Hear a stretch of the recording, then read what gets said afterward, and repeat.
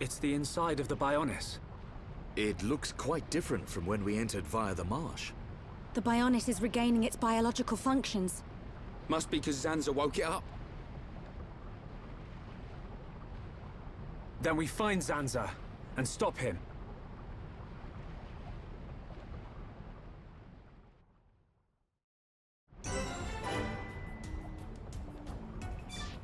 Hello everyone and welcome back to Xenoblade Chronicles. In the last episode we came here to the Mechanics core, to the interior of the Bionis. Again, we've been here long ago when we came from Satoral Marsh and up that way. It's the same area and you may have noticed it's slightly bigger this time. It's a lot bigger actually, and I did say that at the time. I basically said, we'll be back here, but we're back through a very different area. That's kind of the way we came up last time. And that's not really connected to all of this main area here that we will be exploring.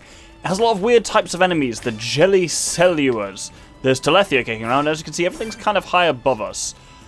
We're going to do some side quests, and I'll talk about that in just a second. And I am going to level myself up a bit. There's a real jump in the difficulty of the game at this point, which is a whole load of bollocks that I will be bitching about for much of the rest of the game.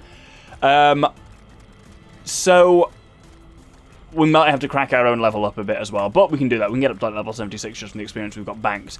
Anyway, having passed through the first lung, we then find our way through into the central chamber.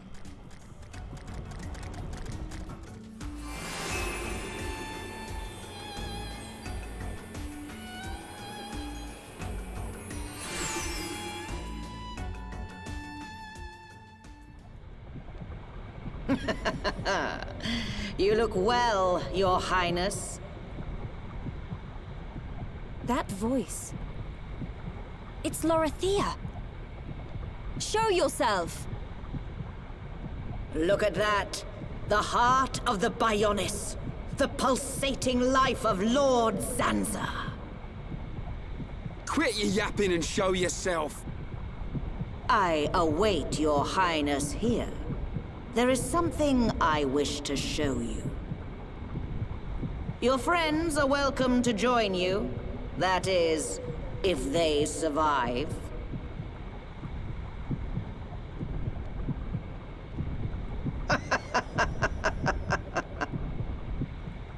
Lorithia, what are you planning? Forget her for now. We must push on to the heart. All right.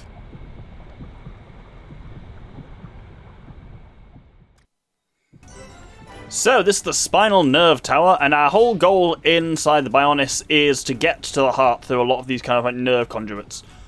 We'll not be doing this for a while, though, unfortunately. Episode 93? 92? 92, let's say, I think, is a decent estimate for... That's the point at which we'll likely be doing it. For now, we got some side quests, which are important to do now, because they make things easier down the line, but they're a bit difficult to do now, but we'll talk about that in just a second. Because there are 5 side quests here we can obtain from Vanea. Is the Replica Monado to your satisfaction? There is something I've not told you yet. There are 5 other prototypes in addition to the replica I gave you. Could you go into more detail? Go on, spill it. I'm sure Shulk will have something off his sleeve. You can help too, Ryan. I can find them if you make them if you had the necessary time and materials. What do you think? Would you like me to make them? So this gives us 5 different Replica Monado quests. It only shows us that first one there, and then it kind of does the rest. They're prototypes and maybe difficult to wield, but once mastered, they are truly formidable weapons. Replica Monado 2, 3, 4, and 5. Not going to show any of the information for them now, because I'm kind of going to go through them one by one, really. So, if we crack our level up first, I think it's best to go as high level as we can to make any of these possible. Don't know how Riki's ended up a level higher than everyone else, but there you go. Weird chat. Oh, and he has skills that make him earn more XP, doesn't he? There we go. So, let's look first at Replica Monado 1. They're all tracking, and they all require a lot of stuff from around the Bionis, so we'll see blue shit everywhere. A Lucky Fang from a Ferris in Satoral Marsh. This is the tricky one. Caterpillar Silk from a Caterpillar. We can get to that fine. And Arda and Elder Beard we can also get fine. A lot of these ones require very high-level stuff. Caterpillars that drop Silk are level 73-4-ish. The Arden Elder that comes from the Magnus Arden, who I think we've been killed for in the past on Bionis Leg, killed by even, they're about level 77. Can probably take them. The Ferris are a bit more complex. They come at level 86. Other than there's a unique monster at level 85 who comes with a set of them at level 79. I'll explain the problem when we kind of see what it is. I'm going to set my party a bit and I'll meet you in Sartorial Marsh. So at night time here at the Silent Obelisk, we will see Green Ferris. They're level 85. So a big problem with high level enemies is they're really difficult to damage because they just basically dodge everything. I'll demonstrate. Well, I'm going to show you a trick that we're going to use a little bit later. They have a very high agility, so they can dodge physical attacks very easily. So almost all your attacks will miss, you'll get stuck in low tension, blah, blah, blah, blah. A little trick, though, is that it's basically impossible for enemies to dodge ether damage. Hence, we have the party of Melia, Sharla, and Riki, who I've specifically configured to do ether damage only, and then you can have a bit of a chance at things. It's basically the only way you can do this. I'm going to see how I can do this one. If we have trouble fighting this guy, then there's another way we can take this. We can use Yoink. I'll just explain it now while we're fighting this guy. We can use Yoink, which attempts to steal the item from it. Unfortunately, Yoink is a physical attack, so will miss high-level enemies. But there's a little trick around that that we'll get to in a second. But first off, we'll fight this guy and see how it goes. Oh, that's problematic. It's become nighttime and heavy fog. You'll notice there are some Ferris in a pack coming down the hill towards us. That's gonna be an issue if they get here before we kill this guy. Let's see how it goes. Oh, please don't come any closer. Oh, they're going off to the side. We might actually be alright from them. That pack can be hugely problematic, but they're also what we're going to target if this doesn't work. As you can see, this is slow.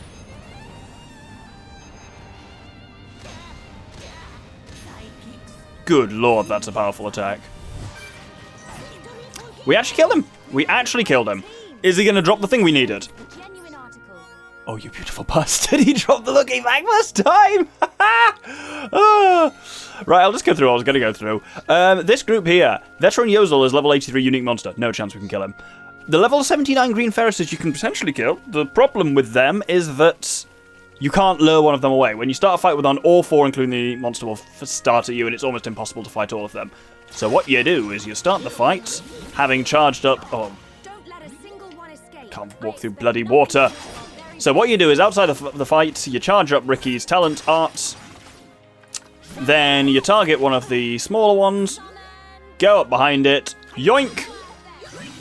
I stole experience from him, that's not great. And then you run away, you recharge your talent art, and you do that again, and every time you just build it up and just try and yoink. You can kind of fight them and see if you can yoink from them successfully during the fight, but it's not easy. And they're going to follow me for a while. It's a very time-consuming thing to do, which is why, if you can take on the one, it's worth a try. But you have to do it with ether users. It's the only realistic way of doing it.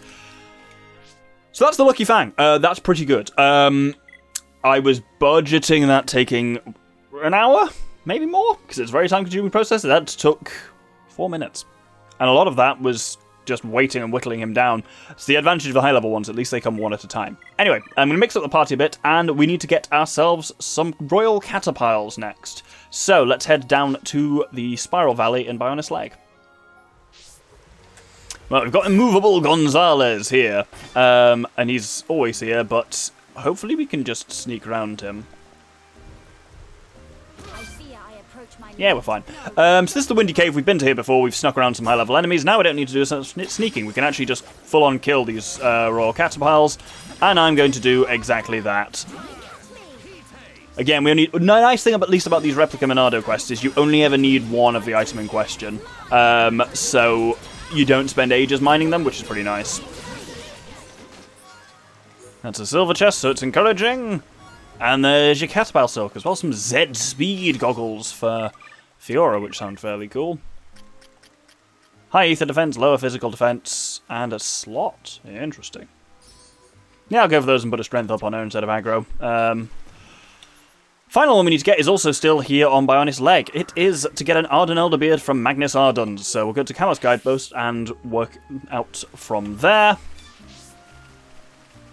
One should appear here. They'll appear with a whole load of armor, which are ridiculously low level, but the Magnus Arden is 77. The chances of this thing having killed you by now with Armu Plow when you've been wandering around Bionis Leg is incredibly high. I'd be amazed if that hasn't happened to someone. But this should be relatively straightforward. Again, it's a standard enemy. It's not a difficult one, so... Oh, this Mind Blaster is going to kill a lot of Armus. Yeah. Oh, I don't feel great about that. That's a bit of low-level war crime there, it felt like. There we go, got him down. What's he dropped? It's a wooden chest. It's not looking great, no.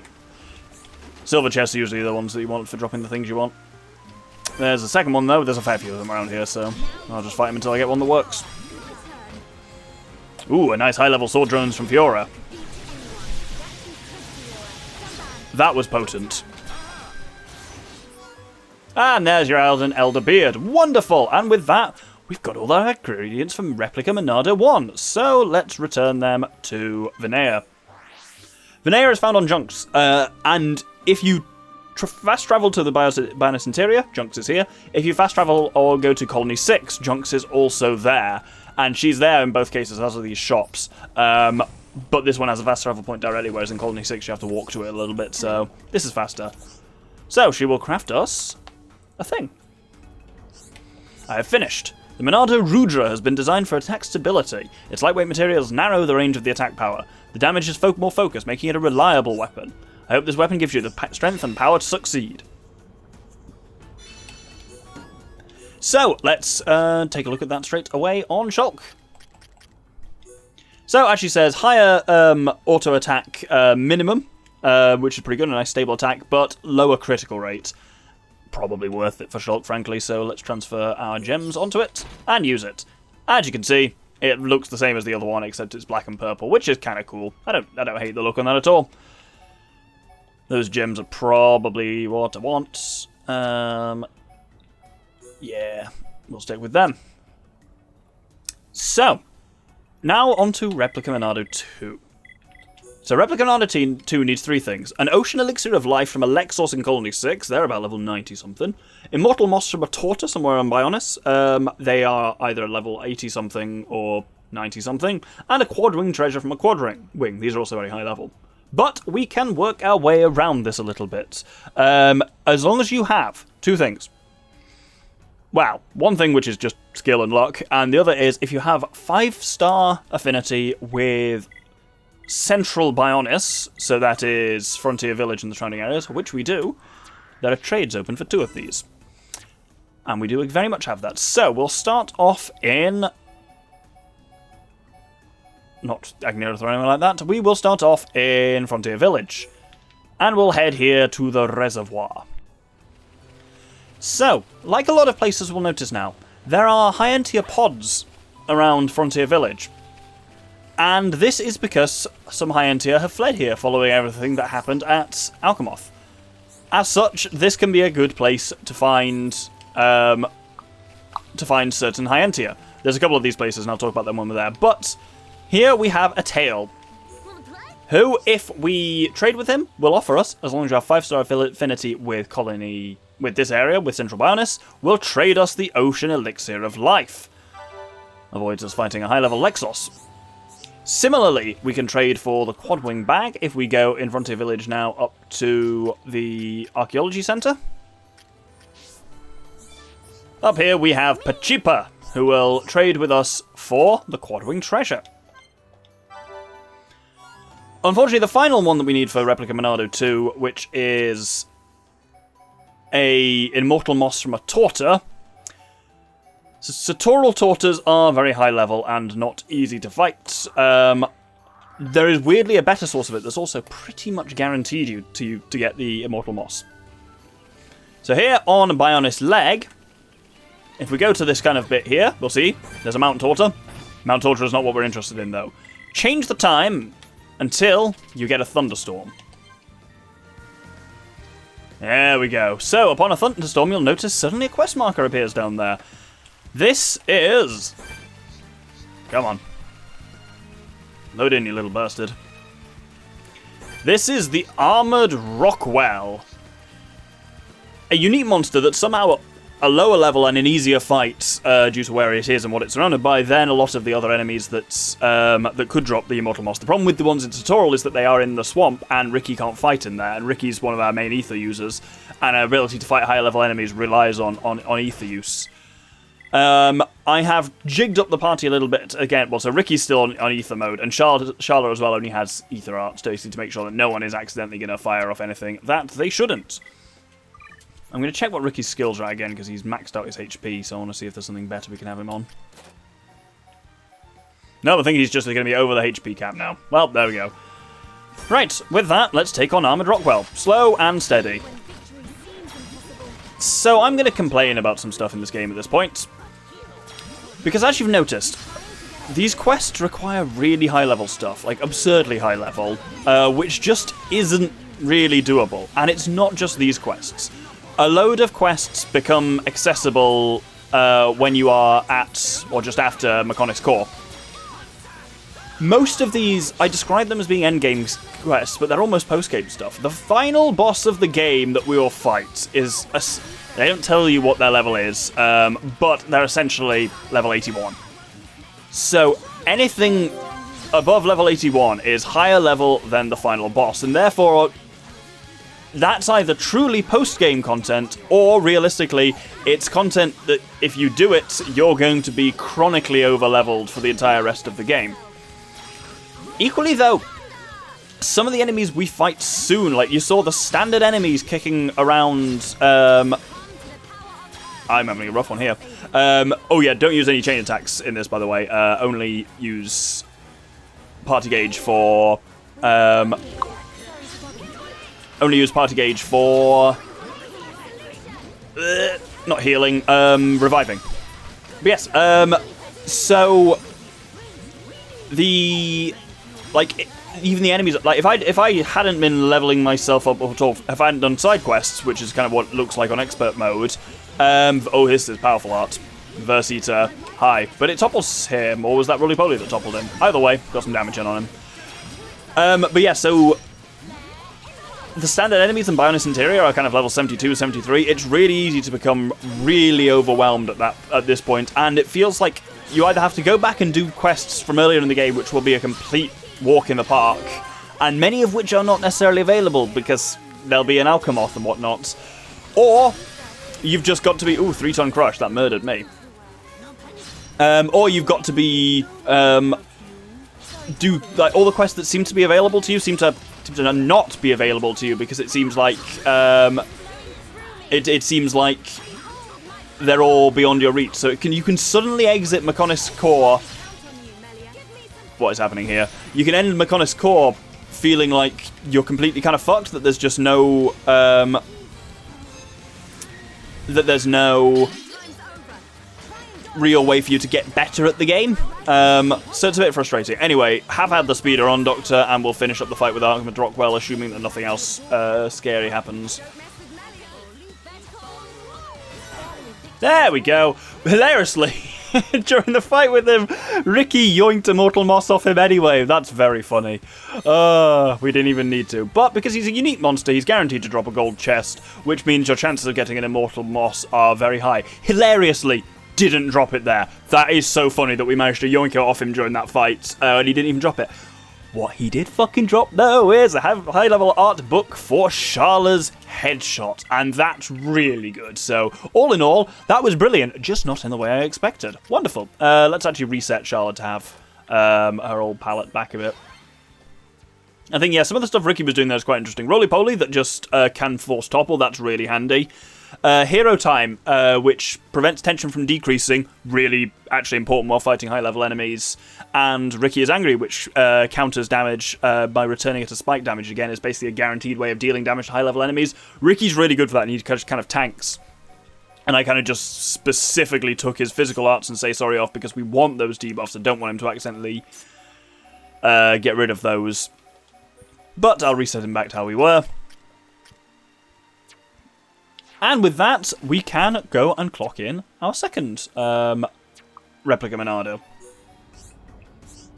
The Monado Agony provides a high block rate. It's made from hard materials for increased durability. Damage is somewhat unfocused, but its block rate is greatly increased. I hope this weapon gives you the strength and the power to succeed. So that crosses number 2. Spoiler, we can't do 3, 4, and 5 now. We can kind of do 5, but it's a bit weird. So I'll just show off what that looks like and how that handles. So, as she says, compared to the base Replica Monado, the Agni has much lower auto-attack minimum, but interestingly, yeah, it gives you a 50 boost to both physical and ether defense, which is pretty good, and also a 20% block rate increase, so it's very defensive. It looks a bit different as well to the other two. It's quite a nice bit of design, I think, on the Agni. But yeah, that is a very defensive Monado, where if we compare it to the Rudra has much less on the defense, but much more on the auto-attack minimum. So I'm going to stick with the Rudra for now. Playing Shulk defensively like that just doesn't really work. He's never going to be a tanky type. The remaining Monados. I will talk about... I won't show their actual quest information on the screen until we're able to do them. Because there are a number of different sources of these. Replica Monado 3 means you have to fight at the very least, so Glacier Elements from a level 80 monster, Hulk's Daylight Spurs are 83, and the Wisps that drop the Sunbead are 90, so we can't do that one now. But this gives you the Monado Abyss, which has... Basically, the Monado Abyss is just better than the default Monado. The default Replica Monado. Nothing is worse, it just has a higher maximum attack and a higher critical rate. There you go. 4 and 5 are a bit weird. Right, level 4 requires this demonic Everflame from a dragon. Have we seen a dragon? No, we haven't seen a dragon, because there's only 2 of them in the game. One of them is level 99, and the other one's level 120. It's the highest level enemy in the game, and they're the only source of a demonic Everflame. You ain't getting the Replica Monado 4, the Monado Dogma, until you're basically at the end of the game, or later. And it's an interesting one. It has really bad defense and a block rate, and only 2 slots rather than 3, but an absurd critical rate. It's a weird one, but there you go. When you're that high level, it can be handy to have a crit thing, because that damage is uncapped, whereas the damage for any other weapon is capped at 999. Shulk Monados, at least, are.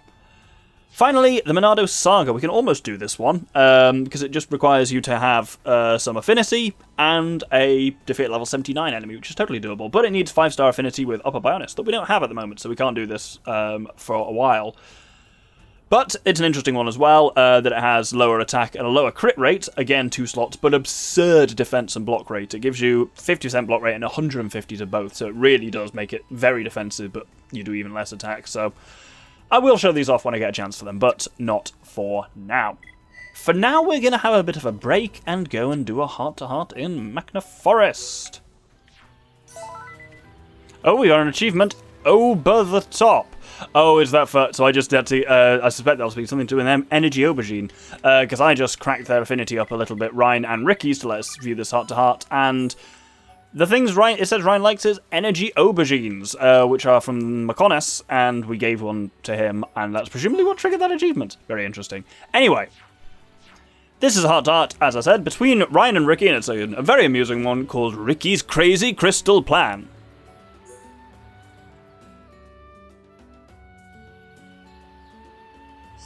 Reyn, look! Big ether crystal!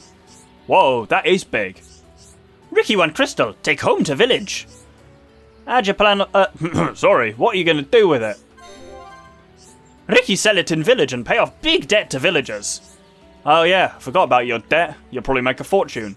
Riki will be rich, rich, rich! Except, you can't sell it like that. It's not worth anything raw. Why not?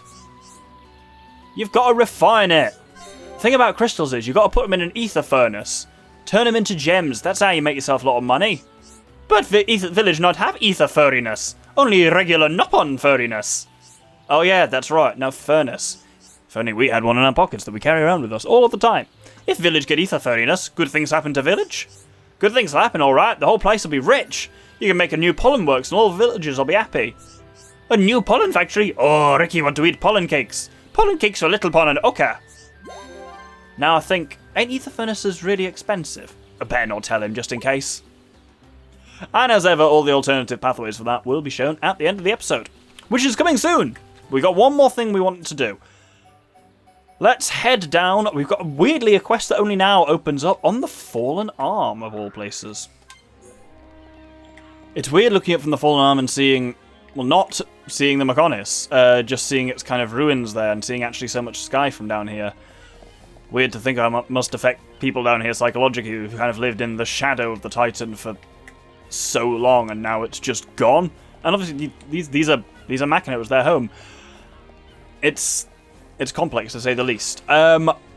This quest that has opened up takes place, he's kind of scooting around the edge here.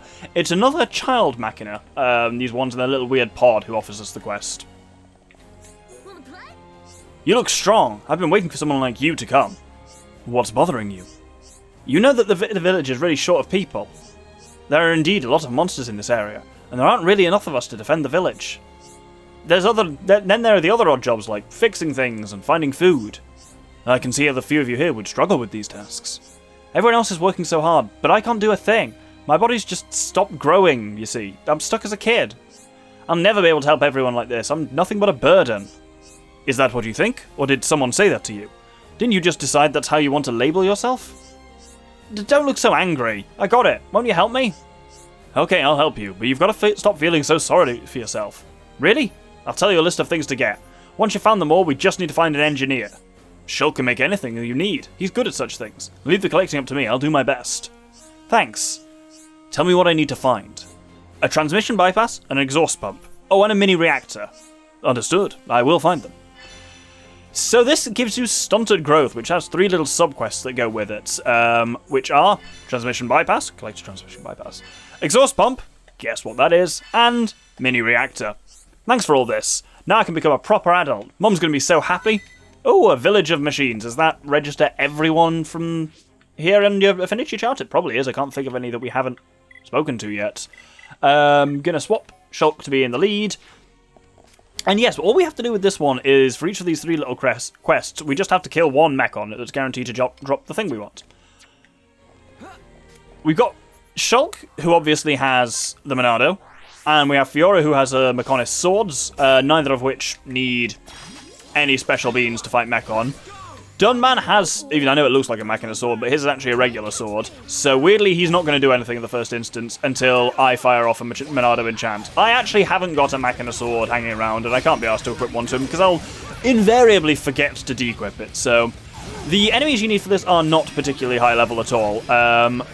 Will be significantly higher level than them now. But yeah, this only becomes available post Bionis core for a reason that will become clear when we get the reward for doing it. So that gets us the transmission bypass. I assume I didn't put these subquests on the visualizer. Maybe I did. Figure that out, future Doctor. Oh, a Ryan bot. Oh, great, no, that's not very useful at all. We already have that. Next, the exhaust pump. So all 3 of these, as I say, are just from quest-exclusive Mechon that appear in exactly the way on the Fallen Arm. These enemies aren't normally here. The 3 of them only appear as part of the quest. So let's go up and fight this next one. Ooh, some spicy sword drones from Fiora there. Shulk's down to 1 hit point. Not entirely sure how that happened. Something to do with spikes, I suspect. But there we go. Hey, he's dropped the exhaust pump, which completes the exhaust pump. So finally, we have one more to do, which is the mini reactor, whose target is just over here in Digit 1 Crevasse. And it's one of these M86 style ones. So let's just quickly enchant and fight this. And there is our mini reactor. I think Fiora, his spike was up, and I think Fiora used sword drones on him and just absolutely rinsed her own health, which is quite funny. Anyway, we have still got some mech on to clean up here, but I will do that off camera, and then we'll go back and fight. Speak to Orcatex even. So, because we need Shulk to make the repair, Shulk actually has to be the one to speak to him here. We've got all 3 components. Have you really got them all? Oh yes, Dumbman wouldn't let us rest until we had every one. Wow, he acts so cool-headed, but I guess he is really intense. Dunban always puts his full enthusiasm into whatever he does. It's one of his strengths. That's the impression I got. Right, now I'd better start work on the growth device. It's finished. I'm pretty sure it'll work. Just use it once every day. There's no point in overusing it. So if I use this, my body will get like an adult's. Yes, but I'm afraid you won't grow up overnight. It'll just cause your suspended growth to restart. So it won't make me adult straight away. Correct. You'll just grow up gradually, like everyone else. Ugh, that's a bit frustrating, but I suppose that's what growing up is. Thank you. Now I can help out and finally make my mum proud. You're welcome. I don't know what I would have done without you and Dunban. Well, it was mainly Dunban. I just helped out. I'm so grateful to both of you. You've changed my life. And that completes Stunted Growth. The reason... Oh, so Haste 4 is actually pretty handy. But yeah, the reason that this wasn't available until after Mechonis Core is it unlocks Enthusiasm, Dunban's 5th skill branch. Everyone has a 5th skill branch, and all of the quests that unlock them are only available post-Mechonis Core. Enthusiasm is quite an interesting one for Dunban. Increases strength, and they have grants haste at the start of a battle. Handy. Increases the chance of a counterattack. Increases tension after a crit. Increases tension used when using arts. And fills the party gauge whenever activating an aura. All of those are really good and fundamentally very Dunban. So, and it's just nice to have, you know, our skill points that we get from combat actually go towards something rather than just being full as he is at the moment.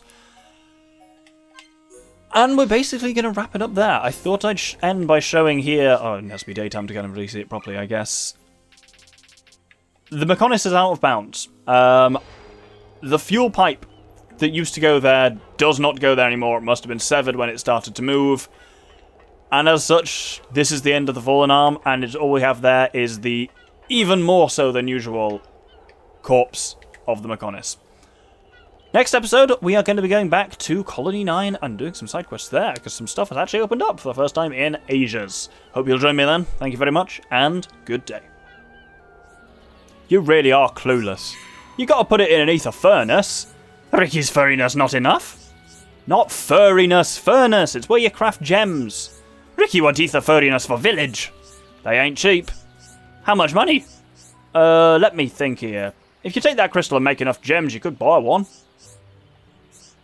Don't let yourself get down, Riki. If you get to the other villagers to chip in, you can buy one in no time. I might even help you out. How'd you plan on doing that? Reyn big and strong. Reyn use thick head to move it. Oi, enough of this thick head business. Hurry up, Reyn. Riki want it now. I told you, now. It's impossible. Boring. Riki take crystal. Have good plan. Go on then. What's the plan? Riki glad Reyn ask. Riki sell ether crystal and pay back money owed to villagers. You must have built up a fair bit of debt to need this thing. Riki not proud of self. Riki check amount yesterday. Same as 20,000 fish eggs. You've lost me. How much? Lost! Ha! So lots. So Riki take crystal.